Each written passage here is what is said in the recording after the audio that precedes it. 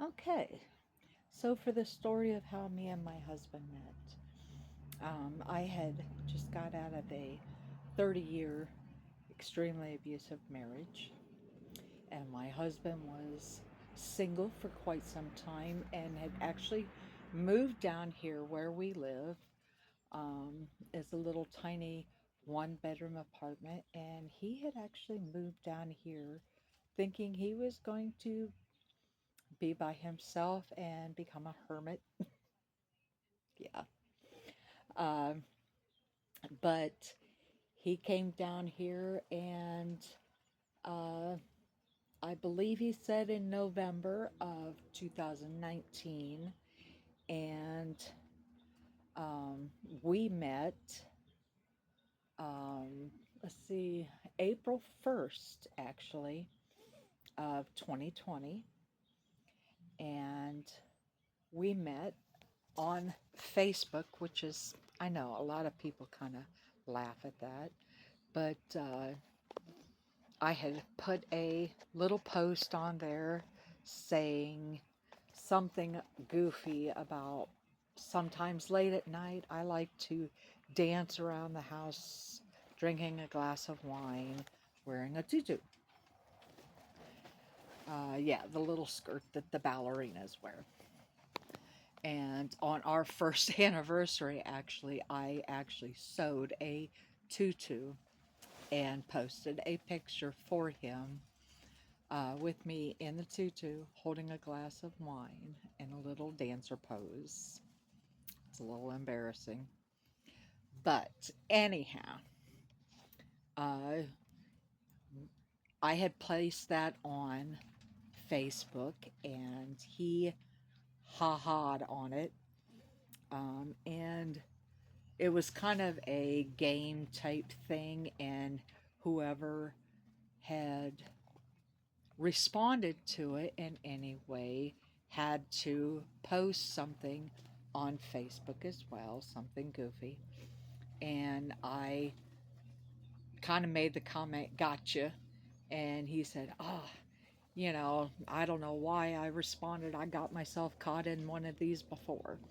And I said, oh, I'm sorry. And he said, oh, that's okay. It's not like I'm going to do anything anyhow. But anyhow, we started talking, and he asked me the question a couple days later about he had checked out my profile on Facebook, and he said, I noticed you never smile in any of your pictures. And to me, it really hit me quite hard whenever he said that, because it was like I seen myself as invisible. I was at the place at that time that I really didn't see any value in myself at all. And somebody seen me, and that meant a lot to me. And so, anyhow, we continued talking, and 20 days later, um, I had drove down to the town where we live, and I had brought coffee, and I had already known how, we both loved our coffee the exact same way. And so I brought coffee, and when I got into town, I sent him a message and said, I have coffee, I'm stopping in. And so I stopped in. Now, I thought it was extremely uh, romantic. Some people think it's a little odd, but he was so nervous. He had just like a few minutes before I got there, but he was so nervous that he literally broke out in hives uh, because he was, like I said, so nervous about meeting me for the first time and everything. And we stood and talked for a good while, and uh, I had to leave, and it was strange because when I left on my way home, and I know a lot of people have a hard time believing this, but I know in my heart that I heard God tell me, uh, this is for you. This is your turn. And this man will protect you. And this man will show you love like I intended you, how I intended you to be loved. And we've been together ever since. Now, three, about 3 months, 2, 3 months before we met, I was sitting in church and I was sitting in a chair. There was nothing there. I guarantee there was nothing there. Nobody's seen anything. And there was no way for this to show up. But we were just, a bunch of us were just sitting there talking. And um, about 20, 25 minutes, I believe it was, that we were sitting there talking. And I looked down to the floor, and there was actually a feather sitting there on the floor right by my foot. Now, there's no logical way this feather got in there.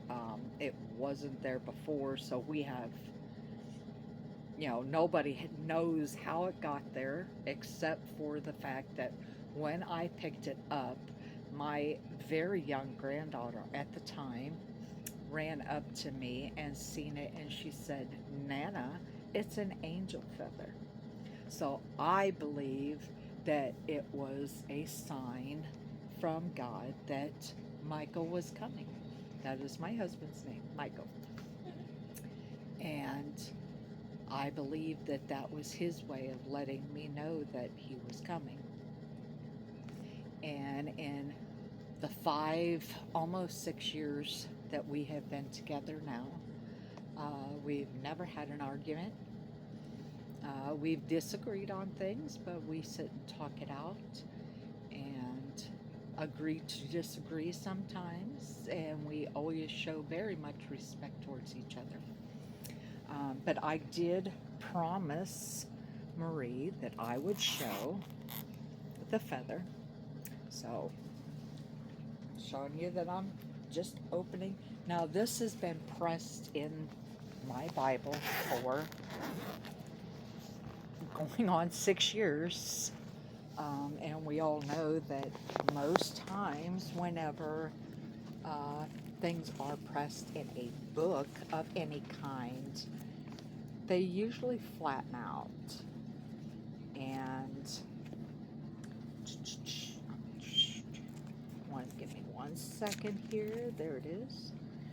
Now, every single time I have ever opened my Bible to look at this or come across it, which I very seldom go to this section, but just to show you, it is still exactly how I found it. Extremely fluffy, just like I found it. Pure white. It has not yellowed, it has not aged in any way. And I believe that that is my angel feather, and that was God's sign to me that my husband was on his way. And I have a saying, we have a saying in our house, that if a man expects a woman to be an angel in his life, he must first create heaven for her. And my husband shows me heaven every single day. I always tell people, it's kind of a little thing that I have, that God gave me my own version of the angel Michael that he put here to take care of me. So that is our story. And ever since we have been together, everything has worked out so amazing. the first thing we needed right off the bat when we first got together was a new vehicle, because our vehicle that we had was, um, I was driving somebody else's van at the time that I was borrowing, and he had a very old van that continued to break down all the time, and we had to put more money into it to keep it running than what it was worth. So we went to look for a new vehicle, and we were led to a place that we never even heard of before, but we went to um, look just to see what they had, and they literally let us have this thing, take it home for a test drive. They told us to take it home for the weekend. We ended up having it for an entire month before we went and signed papers to own this vehicle. And the day that we went to sign papers, I got a call and was offered a job. So I also believe that God gave me, supplied me that job to pay for this vehicle, because at the time I wasn't working. I was hauling Amish just a little bit, but not enough to really make a whole lot of money. And his job, there was no way we could have afforded another payment, especially a car payment. So the same, like I said, the same day that we signed for the vehicle, I was offered a job, and everything worked out perfect. And then a year later, um, we was given our puppy Kevin for free. We had talked about, we kind of joked about, oh, if we had met years ago when we were younger and had kids together, what would they have been like and stuff like that. We knew at our age we were far beyond the age of having kids.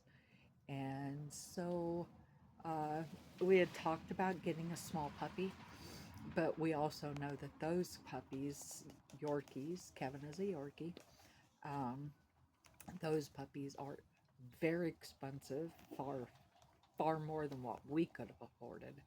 But a neighbor of ours, her brother breeds them, and he had a litter that he was giving away for free because his wife told him that he has kept enough of them. And so they wanted them to go to very good homes. And so I talked my husband into going out. Well, actually, all I got to do is really ask him for something and tell him that it's something that I really want. And he goes and gets it. He doesn't argue. I'm lucky that way. So he went out and picked him, and he has been the perfect puppy for us. We've never been one to train him in any way. Everything he knows, he's basically taught himself. He does a lot of things sitting up and, fetch, all that kind of stuff. We've never trained him to do any of that stuff. Somehow or another, he's picked it all up himself. So he has truly been a blessing, and God gave us the kind of baby that we could handle raising at our age. Um, so that is our story, and I hope you enjoyed it. Thank you.